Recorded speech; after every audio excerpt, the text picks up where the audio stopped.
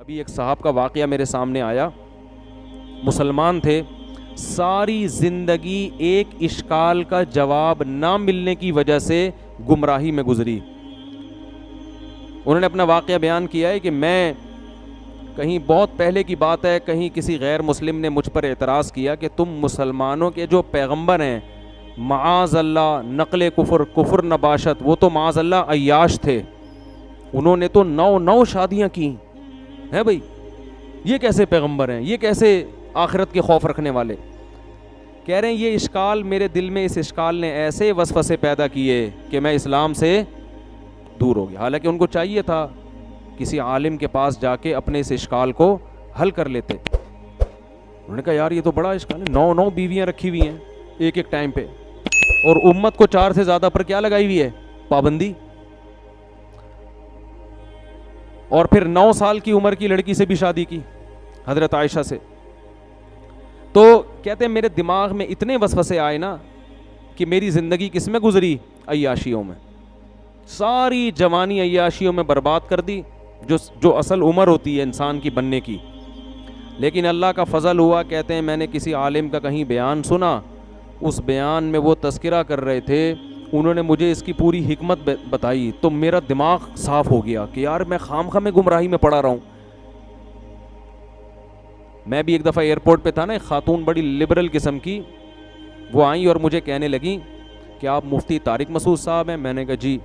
ایک سوال پوچھنا ہے، آپ ناراض تو نہیں ہوں گے؟ پوچھ لیں، میرے گھر والے بھی ساتھ تھے۔ میں نے کہا پوچھ لیں۔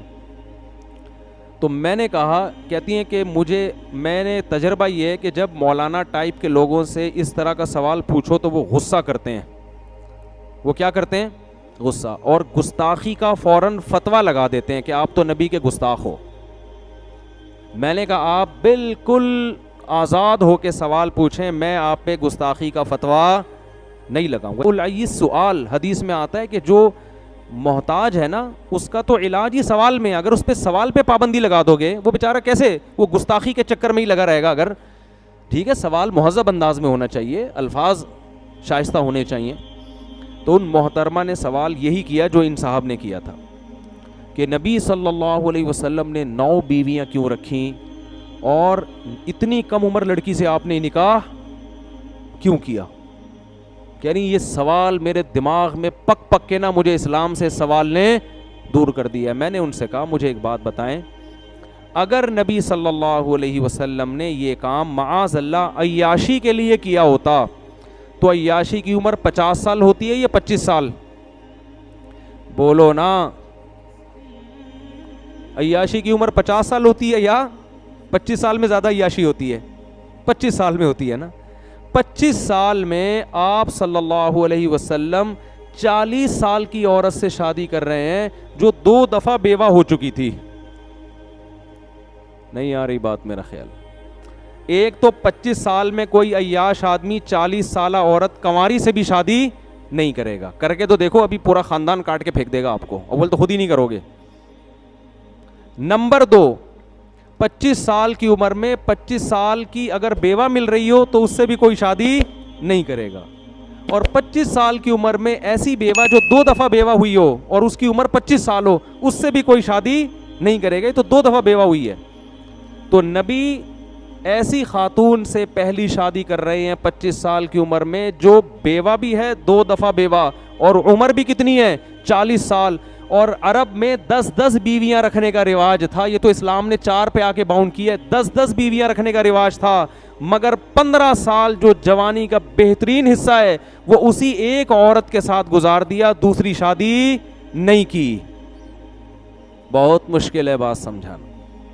اس سے صاف پتہ چلتا ہے کہ ہمارے نبی کے مزاج میں عیش و عشرت بولو نہیں تھا۔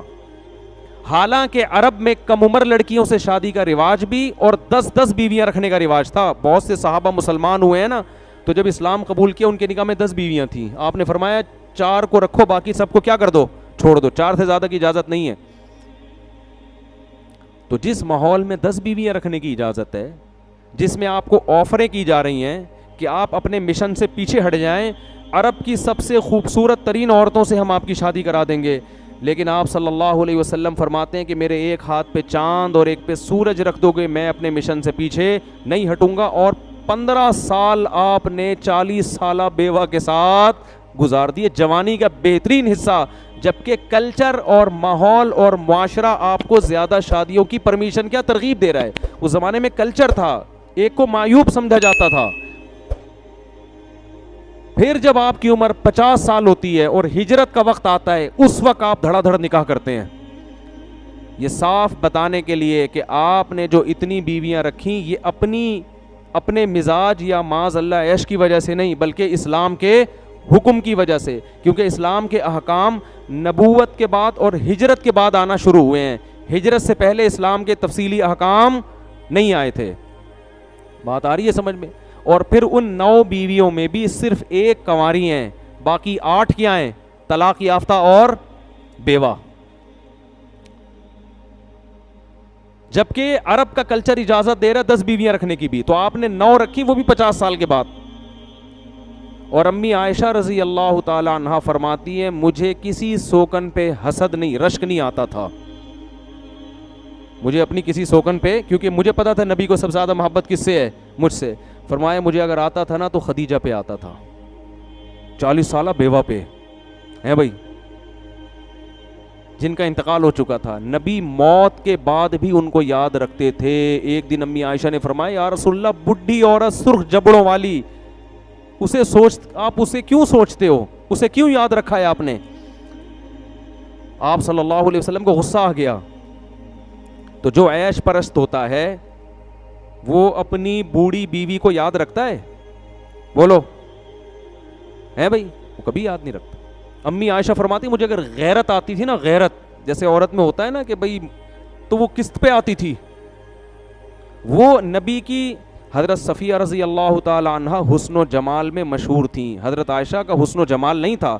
حضرت عائشہ کو نبی سے جو یعنی اتنا نہیں تھا, نبی کو جو امی عائشہ سے محبت تھی وہ آپ کی علم اور فقہی بصیرت اور ذہانت کی وجہ سے تھی. ذہین بے انتہا تھی, اس لیے محبت تھی.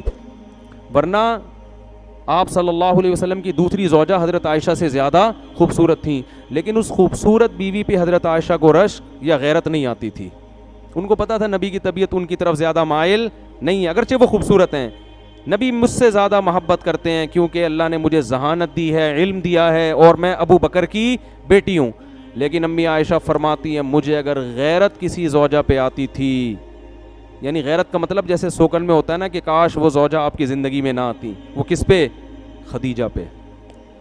ایک ہندو نے لکھا ہے, میں نے خود پڑھا ہے ہندو کی کتاب میں, ہندو نے لکھا ہے کہ اس قدر اپنی پہلی بیوی سے محبت کرنا جس کی عمر بھی زیادہ ہو, یہ عیش پرست آدمی کا کام نہیں ہو سکتا.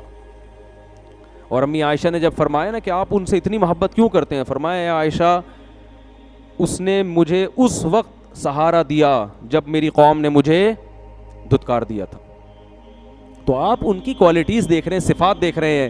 عیش پرست آدمی صرف شکل دیکھتا ہے, اوصاف نہیں دیکھتا. تو ہندو نے لکھا ہے کہ نبی نے جو بڑی عمر میں جا کے اتنی شادیاں کی ہیں, ہندو اس کا اعتراف کرتا ہے کہ اس سے صاف پتہ چلتا ہے اس عمل کا مقصد اپنی قوم کے مردوں کو کثرت نکاح کی ترغیب دینا تاکہ وہ بھی معاشرے کی بے سہارا عورتوں کو سہارا دیں. آئی بات سمجھ میں کہ نہیں آئی؟ تو خیر, اور رہا یہ مسئلہ کہ امت کو تو 4 اور خود زیادہ, تو دیکھو اگر آپ صلی اللہ علیہ وسلم معاذ اللہ نقل کفر نباشت آپ کی طبیعت میں عیش ہوتا تو عیش پرست آدمی خود بھی عیاشی کرتا ہے, دوسروں کو بھی عیاشی کی اجازت بولو دیتا ہے. وہ دوسروں کے لیے سخت قانون تھوڑی بنائے گا, وہ کہے گا بھائی جب میں 9 رکھ رہا ہوں تم 10 رکھو, کیونکہ اس پہ تو انگلی بھی اٹھے گی نا کہ آپ ہمارے لیے کیوں کر رہے ہیں کم. تو اس سے پتہ چلتا ہے کہ نبی صلی اللہ علیہ وسلم کو اللہ نے جو اجازت دی تھی ایک سے زیادہ عورتیں رکھنے کی, اس میں حکمتیں اور مصلحتیں تھیں, اور امت پر 4 سے زیادہ کی پابندی اس لیے لگائی کہ قیامت تک اب ایک قانون بنایا جا رہا ہے. اس قانون میں اگر آپ کو 4 سے زیادہ کی اجازت دے دی تو مالدار لوگ 15 20 رکھ لیں گے, غریبوں کے حصے میں ایک بھی. بولو عورتیں اتنی تھوڑی پیدا ہو رہی ہیں, اتنی تھوڑی عورتیں کوئی برساتی مینڈکوں کی طرح پیدا ہو رہی ہیں، دھڑ دھڑ 10 رکھو، 20 ادھر کر دو، 40 ادھر کر دو. اس کا نتیجہ یہ نکلتا کہ غریب عورت اکثر مالدار کو ترجیح دیتی ہے. کروڑ پتی لوگ 10 بھی رکھتے، وہ کیا کرتے، 10 بنگلے بنا کے دے دیتے، غریب عورتوں چلی جاتی.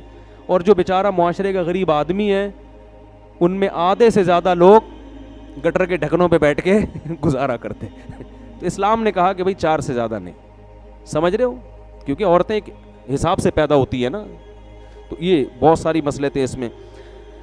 تو وہ صاحب جو پوری زندگی ان کی جوانی برباد ہوئی، گناہوں میں گزری، آخر میں ان کو اس اشکال کا جواب ملا.